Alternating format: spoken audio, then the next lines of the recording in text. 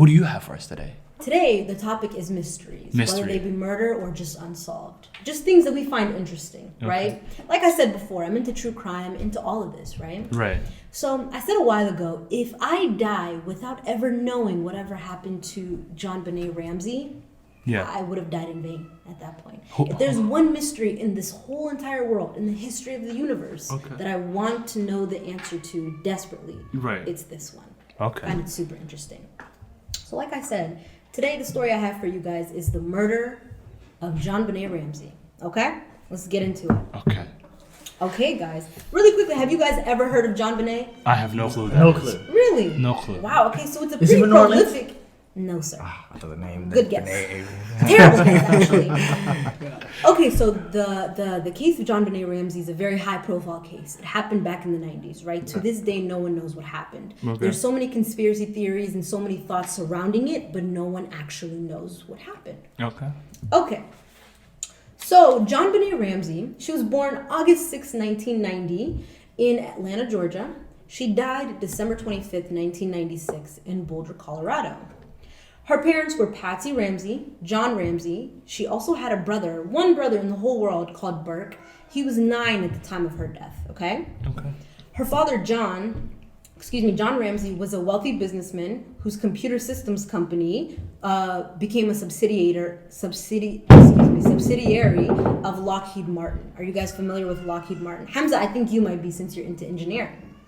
Not really. So Lockheed Martin essentially is you put me on the spot right there. is a technology company, right? They also manufacture war weapons for the United States government, right? So very high profile, very famous company. That comes into play in the story, which is why I mentioned it. Her mother, Patsy, although she had a bachelor's degree, was a stay-at-home mom.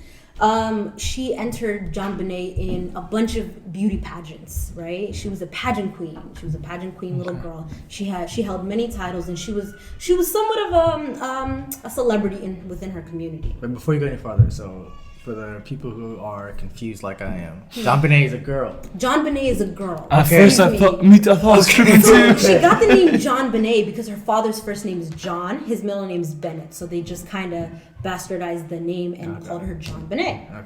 And John is actually John is you can name a girl and a guy John. Yes, but the spelling is different. It's Jon as opposed to Jo. John Snow, yeah. So the H is what makes Something the guy like a girl. that. Something like that. The H is what gives it the Gender. male. The gender. Okay. So yeah, like I said, her mom was a stay-at-home mom. She was a hardcore pageant mom, right? She put her daughter in all these pageants, and she was all about it. That was like her whole world. She was a former beauty queen herself. Okay.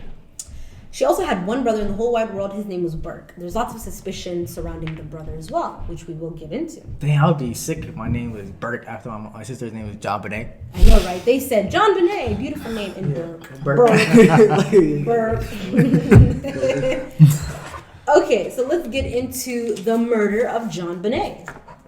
So, on the morning of December 26, 1996, the day after Christmas, Patsy came down the stairs of her wealthy, huge, gorgeous mansion in Boulder, Colorado. She discovered a ransom note.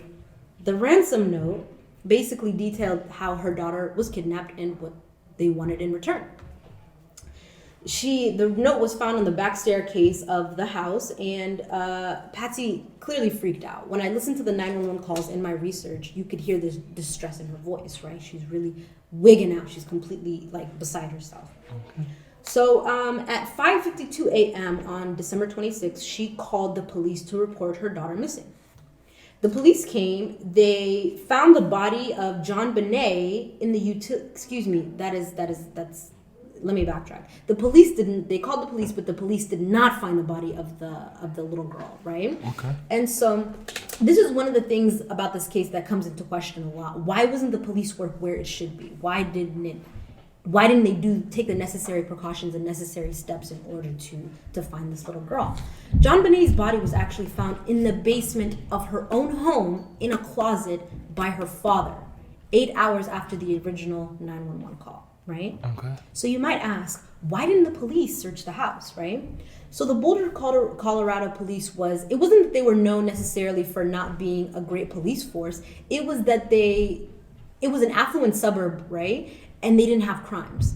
In the whole history of Boulder, there was only one other unsolved murder in that community, which is unheard of, you know? They say that about 500 murders take place in the United States at any given day, and about 22,000 in a year, right? So think about those statistics. Think about those statistics, you know? So, yeah. Like I said, the body was discovered 8 hours after the original 911 call by her father. The body was discovered with duct tape over the mouth and a cord around her neck, right? So, a lot of people say that the crime scene was heavily contaminated and compromised by people because they were coming in and out. You know what I mean? There was no log essentially of who was coming in, what their purpose was, anything like that. So they say that the crime scene was contaminated.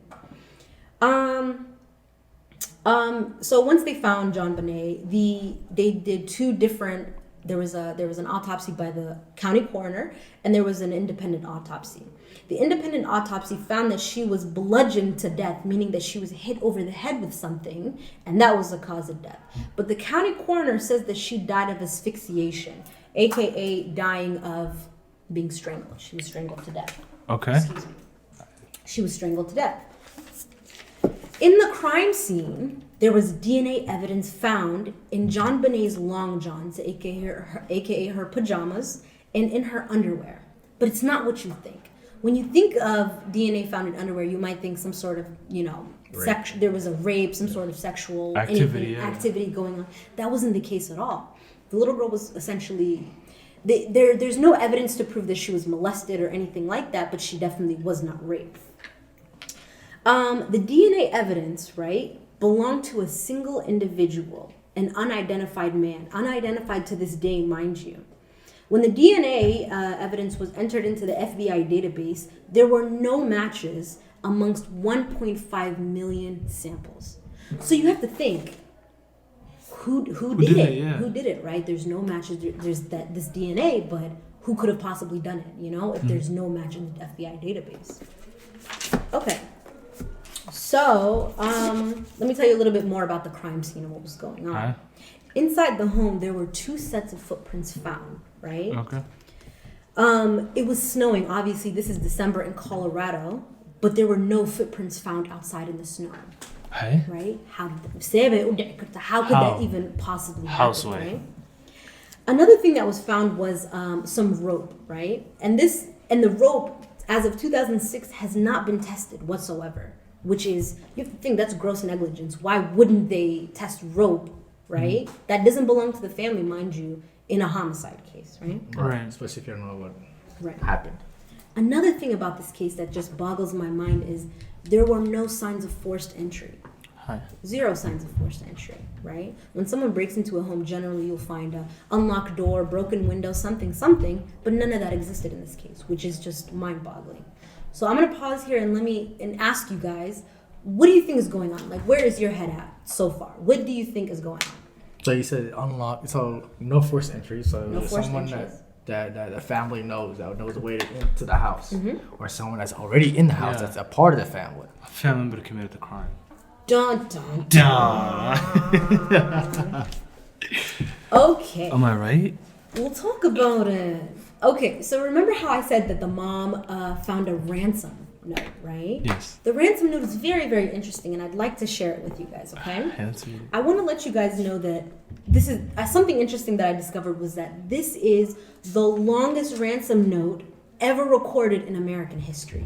Most ransom notes... So it's a video? No, it's not. It's a note, an actual written out note, right? Oh. Most ransom notes they say about 50 words long, right? But this one was 355 words long.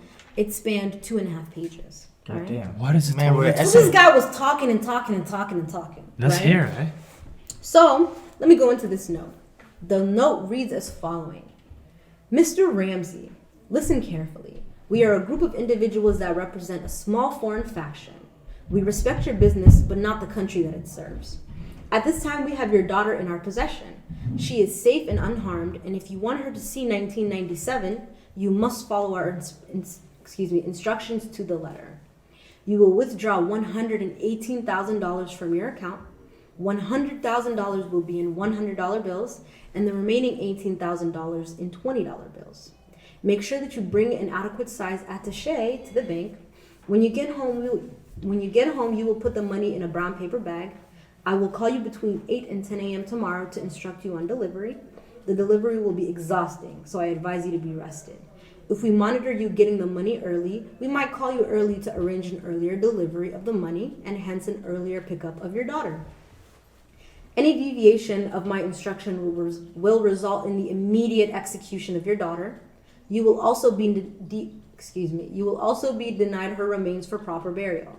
The two gentlemen watching over your daughter do not particularly like you, so I advise you to not provoke them. Speaking to anyone about your situation, such as police, FBI, etc., will result in your daughter being beheaded. If we catch you talking to a stray dog even, she dies. If you alert bank authority, she dies. If the money is in any way marked or tampered with, she dies.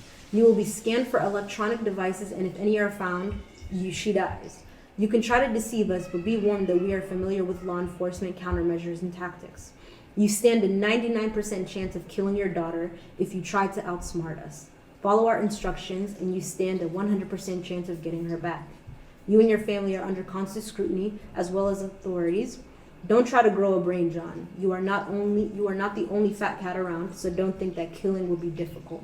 Don't underestimate us, John. Use that good Southern common sense of yours. It is up to you now, John. Signed Victory, signed SBTC. Nobody knows what SBTC is. Stands for? What does it stand for? No one knows. So, some interesting things about this ransom note. It was discovered that the note was actually written on a pad and pen that were found inside the house. Yeah. It was also discovered, so that basically leads people to believe that the intruder, the alleged intruder, broke in, wrote a note, kidnapped the young girl, then killed her in the house. He did all of these things while the rest of the family was sleeping upstairs. How does that happen, right? Isn't that insane? I might be right. It's a family member, man. Yeah.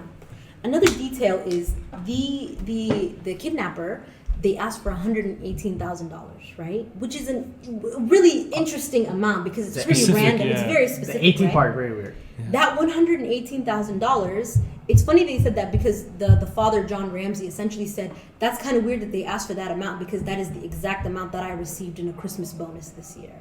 So that leads people to believe that this kidnapper had new intimate details of the family and what's going on with them, right?